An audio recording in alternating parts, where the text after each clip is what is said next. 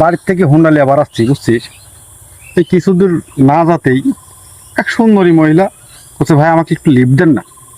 তারপর তারপর আমি তো সাদা সিধি সওয়াল, লিফট দিব কি দিব না একটু টেনশনে পড়ে গেছি। সুন্দরী মহিলাও যাক লিফট দিনু, কিছু দূর না যেতেই মহিলার মাথার চক্কর আসা শুরু হয়ে গেছে। আমি দিশে বিশে না পায়া মোহাম্মদ দাঁতকারে ডায়াগনস্টিক সেন্টার আছে না, ওখানে নিয়ে গেছি। নিয়ে যাওয়ার পরে ডাক্তারের চেম্বারে ঢুকা দেওয়ার পরে 10 মিনিট পর ডাক্তার এসে বলছে, কংগ্রেচুলেশন, আপনি সওয়ালের বাপ হতে চলেছেন। আমার তো সেই টেনশন, মনে কর তুমি তো ভালো সওয়াল। আমি তো সাদা সিধে ভালো সওয়ালি, আর ওই মহিলাও ভাড়া কয় কি জানিস, ওদের এডি আমার সওয়ালের বাপ। রে সর্বনাশ।